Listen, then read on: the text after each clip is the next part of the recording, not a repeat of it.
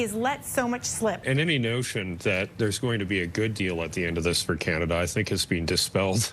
Why is this meeting even occurring? Let's just hope we don't come away with further harms. Feels very, very laden with risk. Not to be too pessimistic, but I think it only gets worse from here. 1, 2, Trump is after you.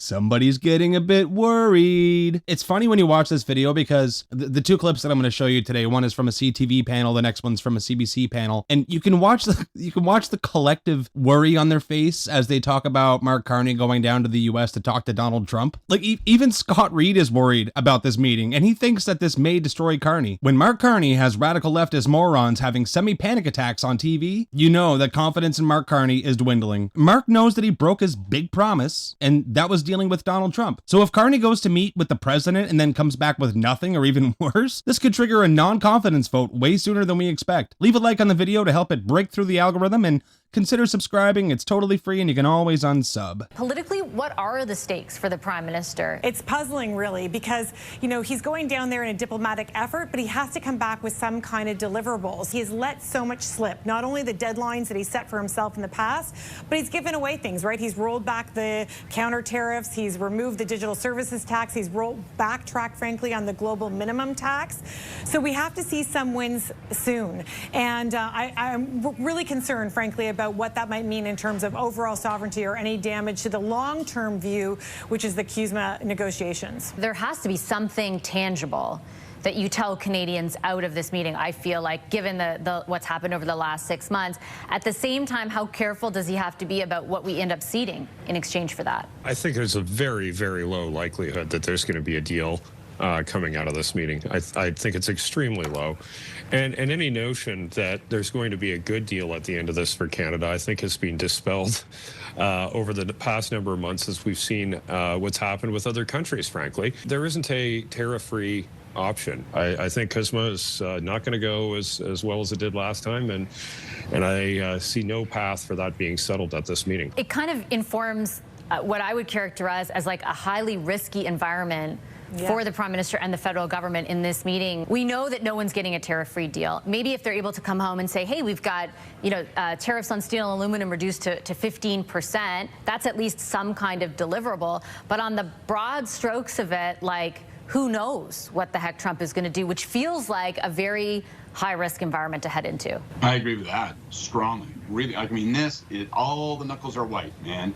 Well, why is this meeting even occurring? You guys are talking about, well, what can we expect for the meeting? What will the tangible gains be? What will the wins be? I think a lot of people are looking at it and saying, let's just hope we don't come away with further harms. Let's hope that the president, who appears to be particularly volatile these days in the context of the U.S. government shutdown, as he seems to sort of be in a mood of acquiring and exercising power in every domain available within his eyesight, let's just hope that he doesn't seem to turn his negative, nasty gaze on us for this meeting. So why are we there? We need to hear from the Prime Minister and his officials, right? We need a sense of what are the expectations? What is the message? What might we anticipate?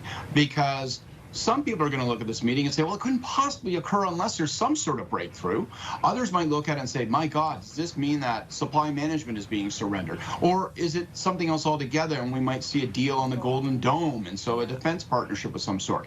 I think some context in advance of the meeting, because expectations could be running rampant, and they could be running in multiple directions. This government, you get the impression, it almost lives off an abundant confidence in the Prime Minister's obvious capability and competence. You have to give people a sense of, this is what's happening. This is why this meeting is occurring. And particularly in a context like this, which feels very, very laden with risk, because the president seems exceptionally volatile these days. But to be blunt, Kathleen, if I look back over the past 3 months, let's say in the lead up to that August the 1st deadline and since, there has been no effort on the part of the federal government to set that context publicly facing. There has been, and I understand the impetus around not negotiating in public, not disclosing all the details of what's been happening behind the scenes. But even this week, the reason we found out that Prime Minister Carney and President Trump had spoken is because a reporter shouted a question on the way into, I think it was caucus, and the Prime Minister said, yes, we've spoken. And then when, how, why, like none of those questions were answered. We know nothing about what's happened over the past few months. Is there a way that, publicly facing, Corey, in your mind, they could set some sort of expectations ahead of this trip? Like, if they were asking your advice, would it be to set some? I would set the expectation that nothing's going to happen.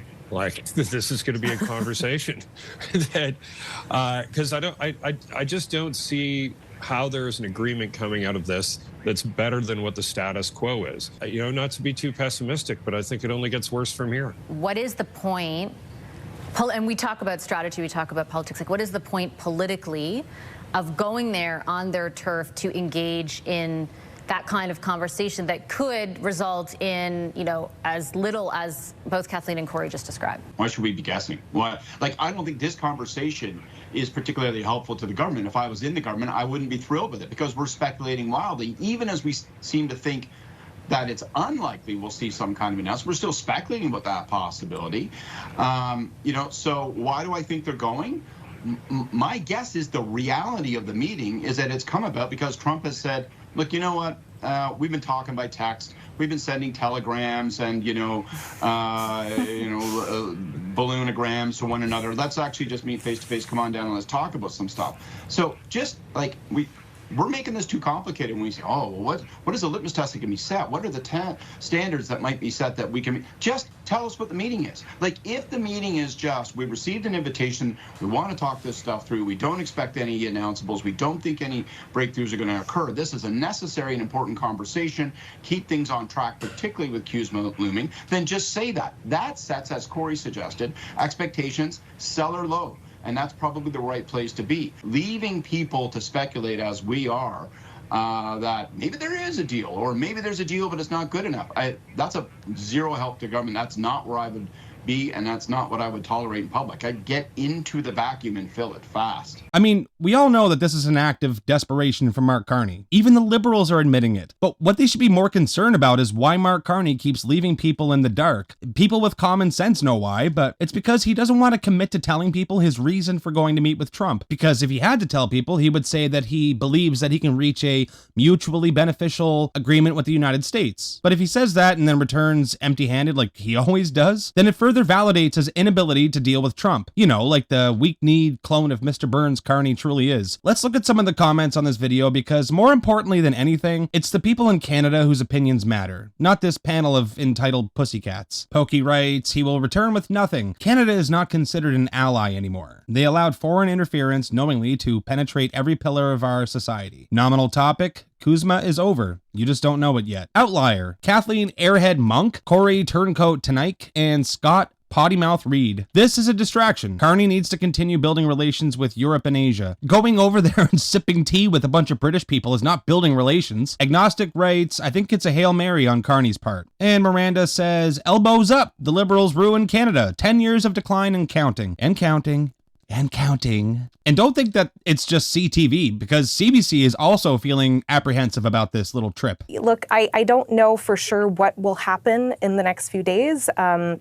We don't even know how this meeting really came to be, if it, it was Carney's initiatives or Trump's initiative. But one thing is for sure is that expectations are very high at the moment. And if there is no deal at the end of this, there might be consequences, and there will be a lot more political attacks of us having elbows down. Prime Minister Carney has to kind of walk this almost a bit of a tightrope, We want to see less tariffs, but also don't make the president too mad, because then you don't know what he will do. What do you think, I guess, is the bar for success is kind of the question? Not giving up any more concessions to get almost nothing in return would be a good bar. Like, the prime minister's brand is at stake here, right? And those Polyev attacks, you heard a clip of it, they're starting to land. He at one point in that scrum said it would be better for Canada if the prime minister just went and hid under a rock, because every time he meets a world leader, the tariff situation worsens. And the idea of this master negotiator, the Trump whisperer, we now have the 51st state rhetoric come back by Trump in a speech to generals. Like, it feels like there's a sliding backwards or worsening. It is so risky. The handshake, the clothing, the people in the room, everything gets kind of micromanaged and overanalyze, and you can't control it. It is a hugely risky trip to go on. It's good to get in the room, but I just don't know how much of a priority this could be for Donald Trump. Yeah, I mean, on top of all that, I mean, Prime Minister Carney and President Trump are going to be meeting on October 7th, which will be the second anniversary of this, those horrible attacks. I think there also is a risk, there might be a reporter asking a question, rightfully so, about, well, President Trump, what do you think about Canada recognizing the state of Palestine? Did this help at all in the peace plan? And so we really don't know how this could happen. And certainly I think, it'll be very hard for Canadian officials to try to stay focused on trying to get a deal, trying to get a win, and we might see a bit of rambling on President Trump's part. Oh man, it's so funny to see these liberal mouthpieces finally swallowing the truth for once. Sorry everyone, but you hired this guy. You did. So deal with the consequences of your choices. I hope to God we finally get our Zelensky moment. That would be such icing on the cake, man. I'm telling you. Anyway, that's it for today. Make sure you leave a comment below and join the discussion.